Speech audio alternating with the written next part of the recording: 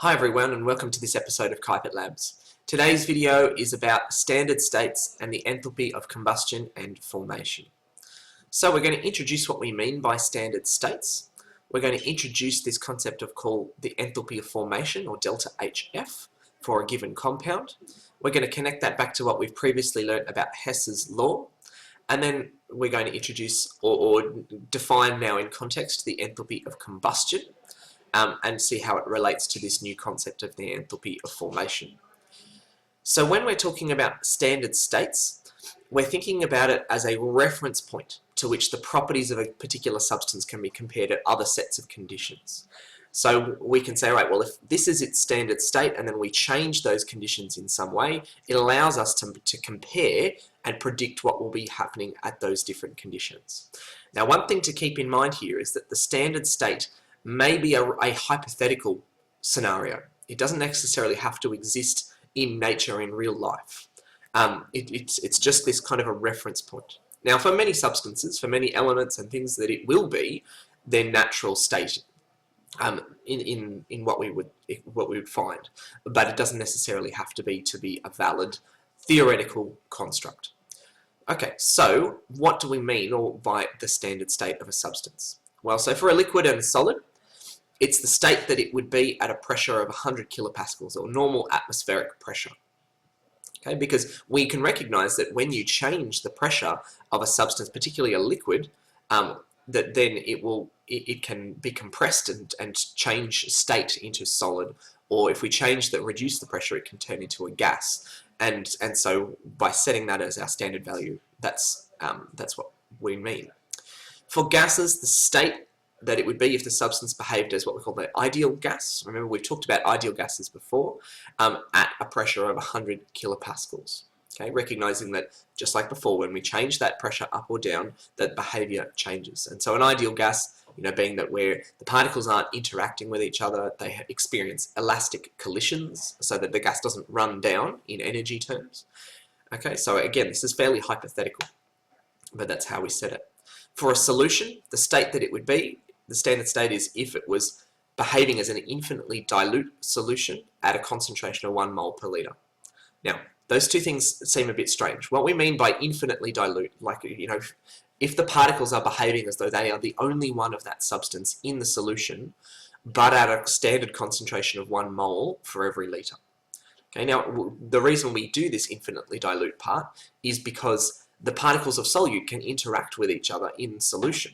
And so we're trying to discount or ignore that aspect, or assume that it's not happening in terms of making this statement about the standard state. Now, you notice that as part of this, that pressure is the thing that we're kind of setting, that temperature isn't strictly part of how we define the standard state. But given that we want to keep things consistent and comparable, we're often reporting them at 25.00 Celsius. That is 298.15 Kelvin, just so that we are specific and clear. Okay, so the standard enthalpy of formation is now the enthalpy change when 1 mole of a compound in its standard state is formed from its constituent or component elements also in their standard states.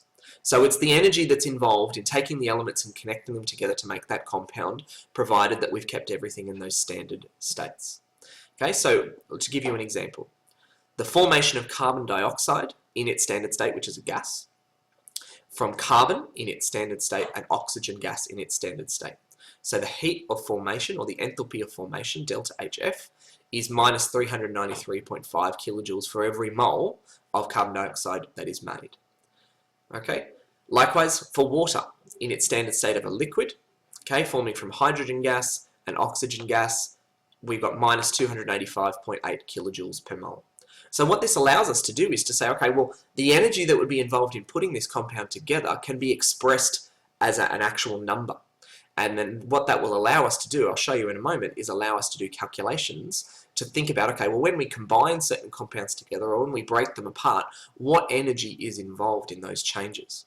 It's incredibly useful for chemical reactions to think about how the pieces are put together. Okay, now one of the things that's fundamental here and to keep in mind is that the enthalpy formation of an element is 0 by definition. Now the reason for that, which I kind of just put that there, is that you can't form an element from its constituent elements, okay? Because it is the building block. It is the most basic level. Okay, we defined standard enthalpy of formation in terms of forming a compound from its elements. So it's important to remember that anytime you see an element, its heat of formation or enthalpy of formation will be 0. Okay, we'll see that when we connect it back to Hess's law in a moment. Okay, but it's important to know that because there are elements that exist in more than one allotropic form, so different allotropes, the heat of formation refers to the lowest energy one. So if we have a slightly higher energy allotrope, its heat of formation won't be 0 because it's not the lowest energy version. Okay, so phosphorus, for example, is one slight exception though, because the white allotrope, which is not the lowest energy version, is considered the standard form instead of other ones like the red version. Okay, so elements have an enthalpy of formation of 0, provided we're talking about the lowest energy allotrope, if there happen to be allotropes. Now, not every element does, but just saying that that's kind of how we define it. Okay, so now we can connect it back to this idea of Hess's law that we developed, saying, okay, well, the enthalpy change is independent of the pathway of the reaction, just depends on the difference between the beginning and the end. Okay, so if we can't measure this heat of formation, if we can't work it out by actually being able to take those substances and react them together and make the calorimetric, being able to do the measurements in calorimetry, we can use Hess's law to be able to work it out. And I'm going to show you how that looks. Okay, and the idea is there also what we can do is saying, all right, well, if we know the heats of formation, enthalpy of formation of all the pieces, we can work out, predict the delta H for the reaction of those pieces together, even without doing it experimentally, okay, because we recognize Hess's law.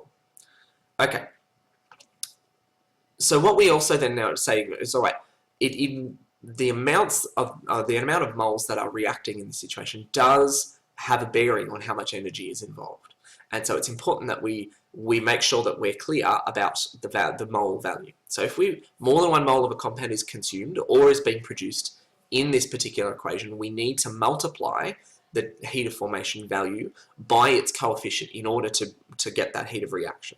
Okay, and I'll show you. So for example, if 1 mole of carbon is reacting this way, we get minus 393.5. If 2 moles of carbon, though, we're going to get double the amount of energy for every mole of reaction, for every bit that is forming. If we have 4, then it's quadruple. So it's important that we're taking this value and we're multiplying it by the coefficient. So going from 1 to 4, we're multiplying by 4. So that then, when we're looking at the heat of reaction, we're actually able to consider how many particles are involved in this actual change.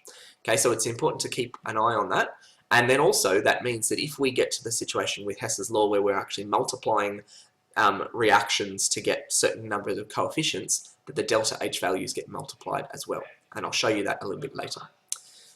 Okay, so when we're talking about this, it just means this phrase of per mole of reaction means that rather than then we're focusing on one particular substance, that we're saying, all right, well, we get minus 393.5 kilojoules for every mole of carbon dioxide that forms, for every mole of carbon that is consumed, for every mole of oxygen that's consumed. Okay, so that then when we're multiplying together, that we can keep it consistent in our mind as to what this per mole value actually refers to. Okay, and so that is, we're saying, all right, well, if it's this much for every mole, that therefore it's this much for every 2 moles, etc., if we're multiplying it out. Okay, now let's have a quick look at the enthalpy of combustion. Okay, we've looked at this a little bit before, but now we're particularly focusing on a combustion reaction, not just any reaction. Okay, when 1 mole of a substance combusts completely with oxygen, so with a plentiful supply of oxygen, and all of the reactants and products being in their standard states. Okay, so carbon dioxide as gas, water as liquid, not steam. Okay, so this is the enthalpy of combustion. All right, so we can use the heat of formation values for carbon dioxide and for water to be able to calculate the heat of formation of a fuel by knowing how much that the whole burning reaction gives off. So what we can do is that we actually use a little bit of this strategy to be able to work out the value for a missing piece by knowing how it fits in with the bigger puzzle. Okay, so this value here is for the heat of combustion, enthalpy of combustion, and this is the enthalpy of formation. Okay, And so now I'm just going to put into practice to show you how we can use enthalpy of formation values to calculate the enthalpy of a reaction, delta HR. Okay, so we're going to talk about photosynthesis, and then a little bit later on I'm going to show you about respiration. Okay, so photosynthesis, where carbon dioxide and water are reacting to form glucose and oxygen gas. Okay, and so here's some of the data that we're going to need. The enthalpies of formation for carbon dioxide, water, and glucose. Now notice that I haven't included oxygen here. Why? Because it's an element. Its enthalpy of formation is 0. Okay, so what we're going to do, I've got the equation at the top there to help give you a reference point. We're going to write down the enthalpy of formation equations for each compound so that it's clear, where what that value is connecting with. Okay, so the formation of carbon dioxide from carbon and oxygen, water from hydrogen and oxygen, okay, glucose from carbon, hydrogen, and oxygen. Those are the elements that are joining together. We've got the right number of coefficients so that we've got the right number of particles, okay, so that then we're making sure that that's representative. Okay, now, one thing that I want you to notice, I'll just flick back for a second. These are the equations that go into forming this. However, carbon dioxide, you notice, is one of our reactants here. Okay, and so what we're going to need to do is we're going to need to reverse that equation so that we can make sure that carbon dioxide's on the left. Okay, we're also going to multiply it by 6 to make sure that we have the right number of carbon dioxides over here. So we've reversed the equation. From what we've looked at in Hess's law, we know that then we need to reverse the sign of the enthalpy and we need to multiply by its coefficient of 6. Okay, so it's -6 lots of that. Okay, we're going to do the same thing with water because again it's a reactant here as well. Okay, so water producing hydrogen and oxygen multiplied by 6 and change its sign. Okay, we're going to keep the glucose one the same because it needs to be a product. It needs to be on the right hand side. Okay, and we don't need to multiply anything because it's got the right coefficient as it is. Now, I realize that this is all a fair bit of detail, so it's a bit of first principles kind of work. I'm going to show you the strategy that we will use to simplify this once we've kind of worked our way through, so bear with me. Okay, so now what we're going to do is we've got these all together, we're now going to condense them. Okay, so what we can see is that our oxygens, we've got the same number of oxygens on each side that will cancel out. We've got hydrogens that are going to cancel out. We've got carbons that are going to cancel out. And what we then get when we put that all together is we get our completed photosynthesis equation. Okay, and what we know then is that we're going to need to add all of these things together. That's what Hess's law was about. That being able to see that, all right, well, we've got to look at that. So our glucose, we're adding -6 of the carbon dioxide, -6 of the water. Okay, we now put in the values that we were given from the data at the outset, and so we get a value in kilojoules per mole for photosynthesis. Now notice it's positive, and it's very large for every mole. That explains why sunlight is needed for this reaction, as far as we need a large amount of energy input for this reaction to be happening.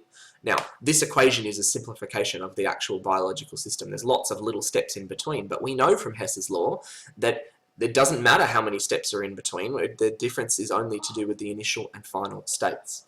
So, we can look at it in a simplified way and still get what's going on.